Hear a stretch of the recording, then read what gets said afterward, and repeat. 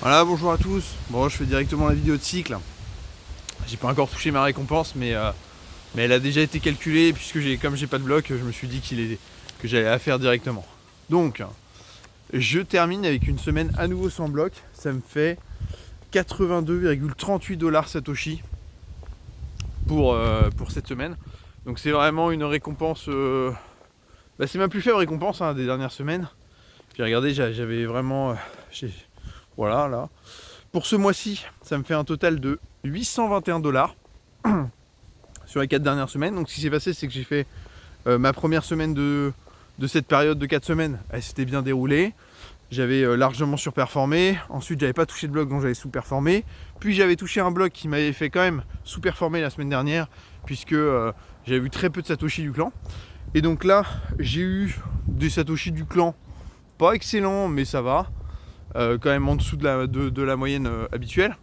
Et vu que j'ai pas eu de bloc, du coup catastrophique. Donc 82,38 $, ça me fait 15% de ROI. Si j'avais été en solo sur les 4 dernières semaines, je faisais entre 210 et 240 $ par semaine selon les semaines. Donc en gros, voilà, j'ai calculé rapidement.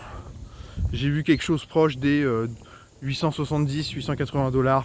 Donc voilà, j'ai fait une sous-performance de 50 à 60 $ pour les 4 dernières semaines par rapport au solo. Voilà.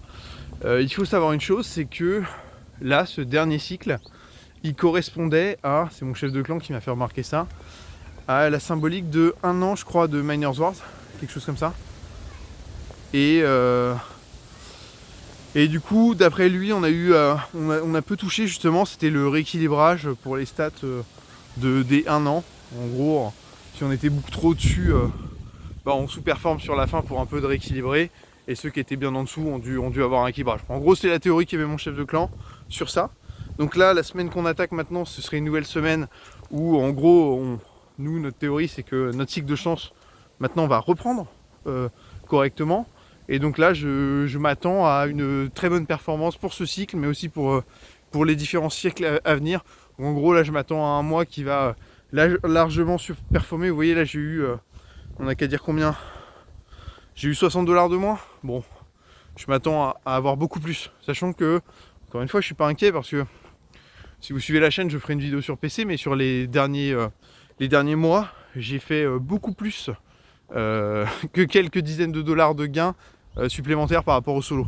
Donc ma moyenne par rapport au solo est toujours assez immense, malgré ces maigres performances là sur ce dernier mois, mais qui n'est pas non plus catastrophique. C'est pas dramatique d'être à peu près 10% en dessous du solo. C'est rien du tout. Quand on surperforme de plus de 50%, voire à 100% pour certains mois, vous voyez, on peut se permettre ça. Donc là, ce qui se passe, c'est que de début de ce cycle, j'ai déjà touché un x2 là ce matin. Enfin, ce matin, là, cet après-midi. Et donc, voilà, le seul truc qui m'a étonné, c'est que la valeur des blocs là actuellement est assez ridicule. Donc j'imagine qu'elle va se mettre à monter. J'ai regardé, il n'y a pas eu de gros multiplicateur. Alors je sais pas pourquoi tout d'un coup là, les blocs seraient très faibles dans Odyssey. Mais j'aurai l'occasion de suivre ça. Et puis voilà. Bon, écoutez, je vais pas. La vidéo est assez courte, mais je vais pas la faire durer plus longtemps que ça parce que je suis bien occupé en ce moment, mais je ferai la vidéo d'Azeriac prochainement et puis voilà. Une très bonne journée à tous et à bientôt.